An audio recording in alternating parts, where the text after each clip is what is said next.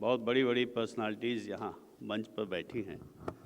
मैं बड़ी आदर और बड़ी विनम्रता के साथ इस श्रेष्ठ मंच को सर झुकाकर प्रणाम करता हूँ और प्रणाम करता हूँ मंच के नीचे बैठे हुए भी बहुत सारे लोग जिनका जिक्र अभी मंच से किया गया। हमसे पूर्व वक्ताओं ने कहा, मैं उन सभी को और यहाँ पर बैठे हुए सभी भाई बहनों को, आप सभी को प्रणाम करता हूँ। विशेष रूप से मुझे लगता था ये जो गौरव गुप्ता जी हैं ना, मुझे लगता था हमारे छोटे भाई हैं, बस मैं इतना ही जानता था। लेकिन ये तो नो डाउट मैं आज देख करके इनके इस प्रयास को, मैं इनको इस अद्भुत प्रयास के लिए इनको सलाम करता हूँ। सच में देखें तो किसी ने कहा भी है ना, यूं ही नहीं मिल जाती राही को मंजिल, यूं ही नहीं मिल जाती राही को मंजिल, एक जुनून दिल में जगाना पड़ता है, पूछा चिड़िया से कैसे बनता है घोंसला, वो बोली भरनी पड़ती है उड़ान बार बार, तिनका तिनका उठाना पड़ता है। तो ये गौरव जी का तिनका तिनका उठाने का प्रयास ये बहुत ही सराहनीय है। मैं इनको बहुत साधुवाद, बहुत धन्यवाद देता हूँ। विशेष रूप से आज ये पंचायत, ग्राम पंचायतों को लेकर के जिस प्रकार से चर्चा, गाय माता को लेकर के जिस प्रकार से चर्चा, और उन चर्चाओं में हिस्सा लेने के लिए मंच पर उपस्थित बहुत ही वरिष्ठ, और जिस मैं देख करके मेरे मन में श्रद्धा का भाव उमड़ता है, जिस वेशभूषा में बैठे हुए हैं, यह निश्चित रूप से आदर के पात्र हैं, क्योंकि केसरिया तो भारत की आत्मा है और कोई भी व्यक्ति केसरिया वस्त्रों में जब सामने आता है तो स्वतः सर झुक जाता है। मित्रों, मैं भी 64 प्लस का हो रहा हूँ। मैंने इस पीढ़ी को और समाज में एक बहुत बड़ा परिवर्तन होते हुए देखा है। मेरे ही कालखंड में मैंने ही देखा, बचपन से लेकर के अब तक 60 वर्ष की जीवन की यात्रा में मैंने बहुत सारे परिवर्तन गांव में होते देखे। मैंने ही देखा कि गांव में छप्पर होते थे और वो छप्पर इतने नीचे होते थे कि आम आदमी को झुक करके घुसना पड़ता था। मैंने वह भी देखा, गांव में रास्ते नहीं होते थे साहब, गलियार होते थे। मैं भी जब स्कूल पढ़ने आता था, साइकिल से आता था, इतनी बारिश होती थी कि पैंट को झोले में रख कर के, जूते को झोले में रख कर के लाता था, स्कूल के किनारे पहुंच करके पैंट जूता पहन करके तब स्कूल जाता था। मैंने वह भी कालखंड देखा है। मैंने साहब वह भी कालखंड देखा है कि नदियां कलकल करती हुई बहती थी, नदियों में इतना जल होता था कि देख करके मन प्रसन्न हो जाता था। बरसात के जब मौसम आता था, बरसात का जब सीजन आता था, तो कुओं में इतना जल होता था कि आदमी हाथ से बाल्टी कुएं में भर लेता था। आज परिस्थितियां बदली हैं, आज हम विकास की ओर चले हैं, इसमें कहीं कोई दो मत नहीं है कि ग्राम पंचायतों का बहुत अच्छी तरीके से विकास। मैं इस सरकार का नुमाइंदा हूं, तो नुमाइंदे के नाते आपको बताना चाहूँगा कि सरकार ने विकास तो बहुत किया है, बहुत विकास किया है। गांव में छप्पर नहीं दिखते साहब। मैं एक बार बाइक से बहुत सारे कई साथियों के साथ कई गांव में गया। मैंने साथियों से कहा कि कहीं कोई छप्पर मिले तो मुझे दिखाना, कहीं कोई कच्चा मकान मिले तो मुझे दिखाना।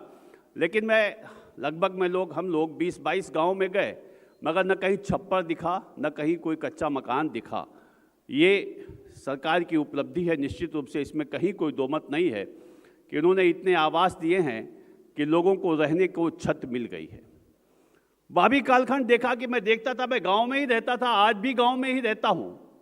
मैं देखता था कि गांव का गरीब मजदूर किसान जंगल से लकड़ी लेकर के आता था, तब चूल्हा जलता था, और एक कालखंड साल में ऐसा भी आता था जब उसके पास राशन नहीं होता था और राशन लेने के लिए वो गांव के महाजन के पास ड्योढ़े अथवा सवाए पर गेहूं लेकर के आता, तब उसके घर का चूल्हा जलता था।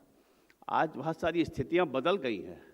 नो डाउट हम बहुत आगे निकल गए हैं, हमने बहुत अच्छा किया है। हमने आवास, शौचालय, माने सरकार की तमाम प्रकार की योजनाएं, आयुष्मान भारत कार्ड, उज्ज्वला योजना, ऐसी बहुत सारी योजनाओं को गांव के निचले स्तर पर जाकर के क्रियान्वित करने का काम किया है। पंडित दीनदयाल उपाध्याय जी ने लिखा था, उन्होंने लिखा है कि जब तक समाज के अंतिम पायदान पर खड़े उस दरिद्र नारायण को सरकार की योजनाओं का लाभ नहीं पहुंचता, तब तक देश के विकास की बात करना बेमानी है। और इन सरकार ने किया है ऐसा, लेकिन हम बहुत सारी चीज़ें पीछे छोड़ते चले गए। अभी मैं आ रहा था, रास्ते में आई वॉज शॉक्ड, मैं रास्ते भर डिस्टर्ब रहा। मैं रास्ते में आ रहा था, एक लड़के का फ़ोन आया कि मेरी सिस्टर, मेरी बहन जो कि 17-18 साल की थी, उसकी हार्ट अटैक में मृत्यु हो गई। मैं शॉक था, मैंने कहा 17-18 साल की बच्ची, 10 साल का बच्चा हार्ट अटैक से ख़त्म हो जा रहा है, 12 साल का बच्चा वो लीवर से पीड़ित हो जा रहा है, किडनी से परेशान हो जा रहा है।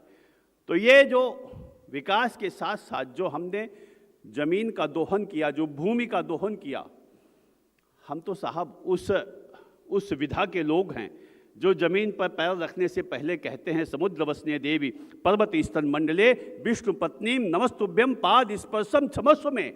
ये कहकर जब तक भारत धरती माता के पैर नहीं छू लेते हैं, तब तक जमीन पर पैर रखने का साहस नहीं करते।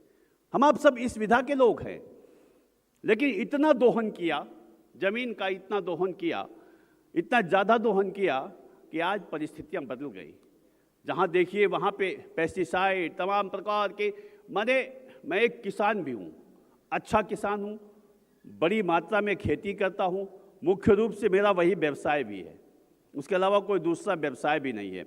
लेकिन मैं देखता हूँ कि अगर पेस्टिसाइड न डालें तो साफ धान नहीं होता, गेहूँ नहीं होता, गन्ना नहीं होता। ये स्थितियाँ आकर के खड़ी हो गई। जो केचुआ होता था, जो हमारा मित्र कीड़ा था, वो देखने को नहीं मिलता साहब आजकल। तो इस प्रकार से नदियों का शोषण किया, भूगर्भ जल स्तर निरंतर गिरता चला जा रहा है, नदियों में पानी नहीं रह गया। हमारे यहाँ गोमती माता है। हम लोग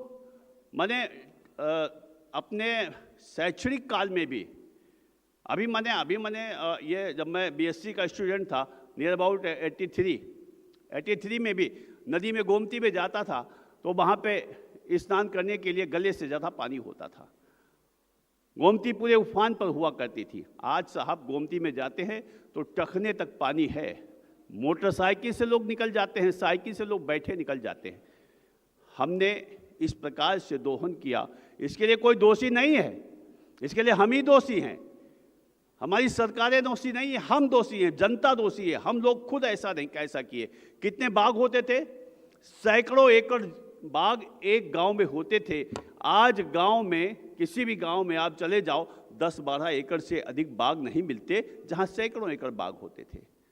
हमने पर्यावरण का सिस्टम खराब कर दिया। आज बारिश नहीं होती साहब। पहले तो 15-15 दिन लगातार झड़ लगी रहती थी, बारिश होती रहती थी, कच्ची दीवारें गिर जाती थी। वह भी कालखंड देखा है हम लोगों ने।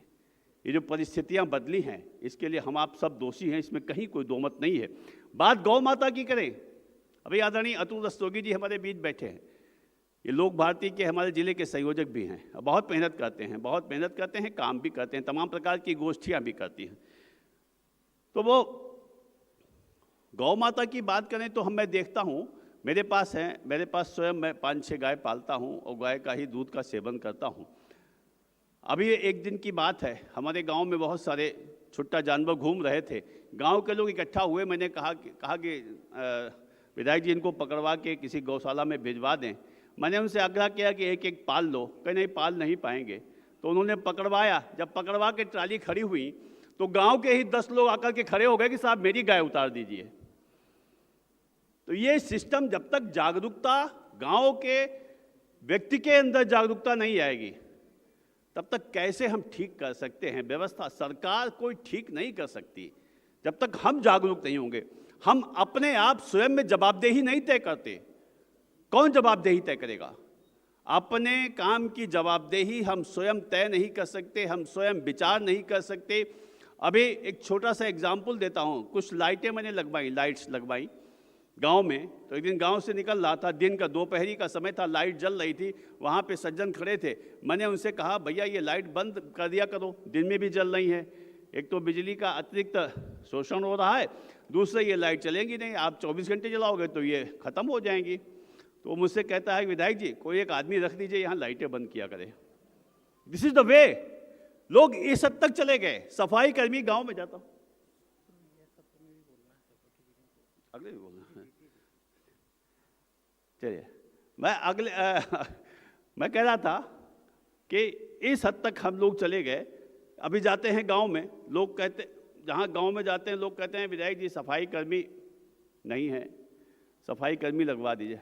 मैं साहब मैंने एक बड़े परिवार से आता हूं, जमींदार परिवार से आता हूं। मुझे याद है कि मैं जब टीनेजर्स था, जब मैं 17-18 साल 12-14 साल का था, तब घर से झाड़ू पकड़ाई जाती थी और कहते थे घर के बाहर झाड़ू लगा के आओ पूरी। आज गांव का गरीब मजदूर किसान भी खड़े होकर के सवाल करता है कि हमारे दरवाजे की नाली साफ़ होनी है तो इसके लिए सफाई कर्मी क्यों नहीं आया। हम करना नहीं चाहते कुछ। तो ये जो स्थितियां हैं मित्रों, अभी गौरव जी का आदेश हुआ है कि अभी अगला सत्र भी है, तो मैं अपने को सर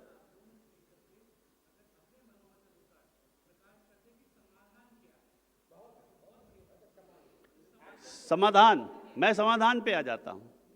बहुत सही सुझाव है, बहुत सही सुझाव। समाधान ये है कि गांव के लोगों को जागरूक करें, हम जागरूकता की ओर चलें।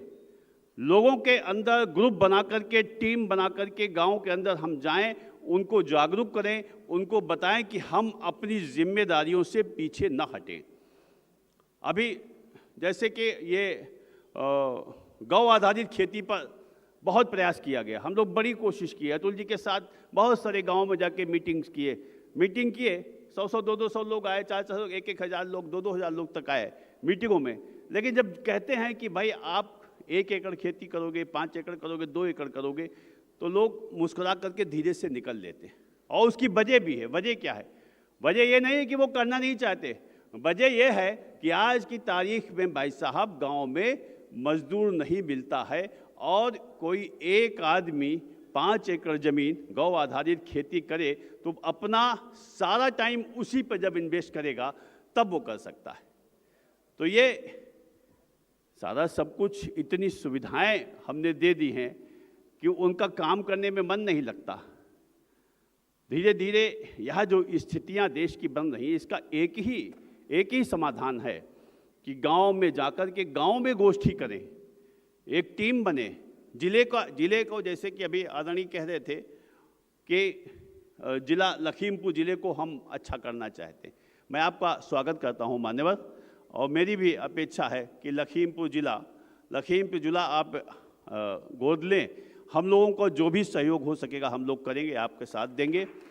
और एक जिला हम ठीक करें, एक जिला एग्जाम्पल के रूप में प्रस्तुत करें, उदाहरण के रूप में प्रस्तुत करें कि हमने इस जिले में लोगों के मन में एक भाव जगाने का काम किया है, लोगों को समाधान की तरफ ले जाने का काम किया है, लोगों के मन में इस प्रकार का भाव पैदा किया कि हम दोहन न करें, शोषण न करें, भूमि का शोषण न करें। अरे साहब, अब मेरे लंबा हो जाता इस बीच, गौरव जी का निर्देश है तो मैं क्षमा चाहता हूँ। सर आगे आ जाइए, सुन नहीं पा रहे हमें।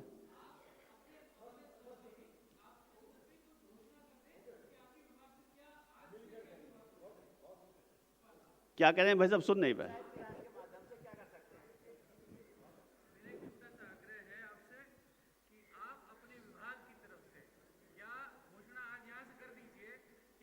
फिर सब मिलकर के समाज का काम है, तो सब मिलकर समाज बनाएंगे। संगठन करना संगठन का काम होता है, वैसे समाज का काम है।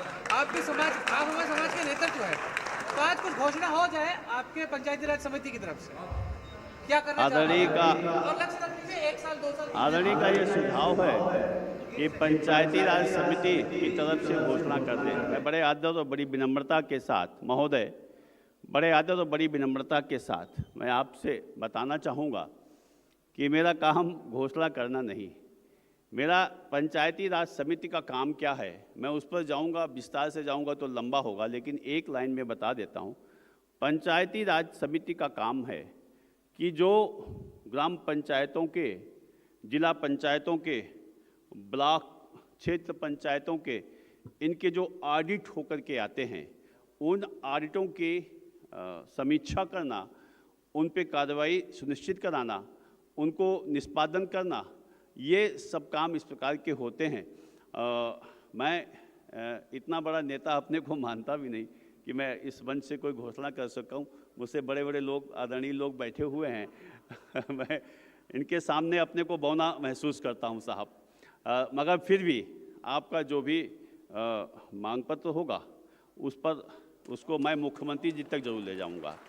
लेकिन मेरा एक सुझाव है, इस मंच के माध्यम से उत्तर प्रदेश सरकार को एक सुझाव जाना चाहिए कि अभी भी गांव में साक्षरता का अभाव है। गांव का व्यक्ति जब तक पढ़ा लिखा नहीं होगा तब तक वह हमारी बात को समझने का प्रयास ही नहीं करेगा। इसलिए हर न्याय पंचायत स्तर पर जो आपका बड़ा जूनियर हाई स्कूल हो, उस जूनियर हाई स्कूल को इंटर कॉलेज में तब्दील करने का काम किया जाए। ये मेरा सुझाव है, ये माननीय मुख्यमंत्री जी से भी रखूंगा। बहुत बहुत धन्यवाद आदरणीय। वाह वाह वाह वाह, जय हो। आप पद में है या नहीं, लेकिन हाइट बहुत बढ़िया है, नस्ल बहुत बढ़िया। धन्यवाद।